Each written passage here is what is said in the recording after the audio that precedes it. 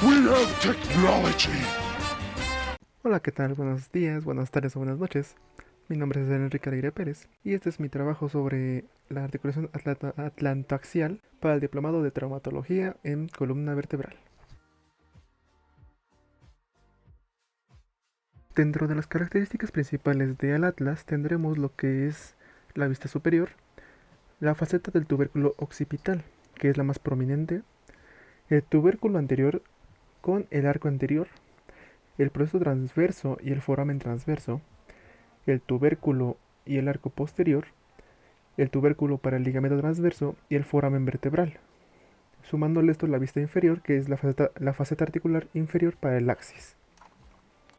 Dentro del axis, en la vista anterior tendremos lo que es el proceso odontoideo, la faceta articular anterior para el atlas y la superior para el atlas, el pedúnculo, el cuerpo, la masa lateral, el proceso transverso y la faceta articular para C3.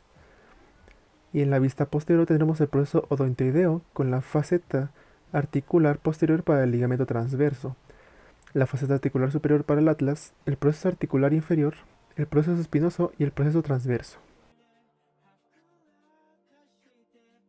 En la parte ligamentaria tendremos lo que son el ligamento transverso o cruciforme, ya con los haces ascendentes y descendentes. Esta es una cinta fibrosa extendida desde la masa lateral a la otra.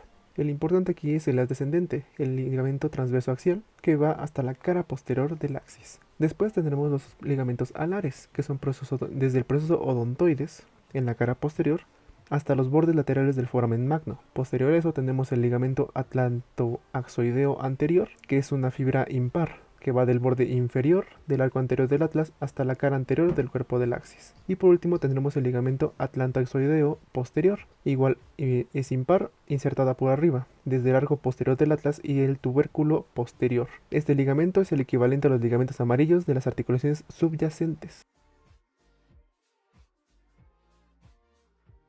En la parte de la irrigación tenemos lo que es la arteria vertebral.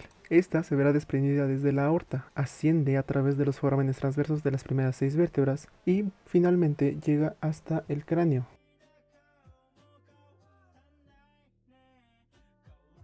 Aquí encontramos una palanca de primer género, en el que el punto de apoyo es el atlas. Los músculos de la nuca ejercen una fuerza que están insertados en la parte occipital y el peso de la cabeza tiende a una caída hacia anterior, así generándonos la palanca de primer género.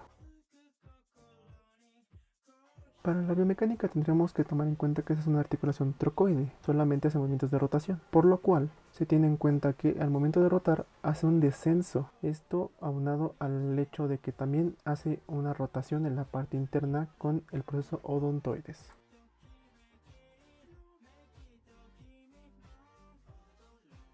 En la parte muscular tendremos lo que es el músculo recto posterior menor y mayor. El menor se originará en la apófisis espinosa del atlas. Se insertará en la porción medial del hueso occipital, debajo de la línea nucal inferior, y se dedicará a la extensión de cabeza. Después tenemos el músculo recto posterior mayor, que se originará en la apófisis espinosa del axis. Se insertará en la porción lateral del hueso occipital, debajo de la línea nucal inferior, y también se dedicará a la extensión de cabeza. Tendremos el músculo oblicuo mayor inferior. Este se originará de la apófisis espinosa de axis y yendo hasta su inserción en la apófisis transversa de atlas. Este se dedicará a la extensión de la cabeza e inclinación de la misma al mismo lado. El oblicuo menor se encuentra en la parte superior al oblicuo mayor. Este se originará en la cara superior y apófisis transversa del atlas y se insertará en la línea curva occipital inferior y se dedicará a la rotación de la cara hacia el mismo lado. Tendremos el músculo interespinoso del cuello. Este se originará en la apófisis espinosa de las vértebras cervicales y se insertará en otra apófisis espinosa de otra vértebra cervical y se dedicará a la extensión de columna. Por último tenemos el músculo semiespinoso, que si bien no tiene origen en el área cervical, sí tiene una inserción que va en la apófisis espinosa de las vértebras cervicales C2 a C7. Tiene 3 funciones. La unilateral se dedica a la inclinación, bilateral a la extensión y por último se dedica a evitar la caída del cráneo.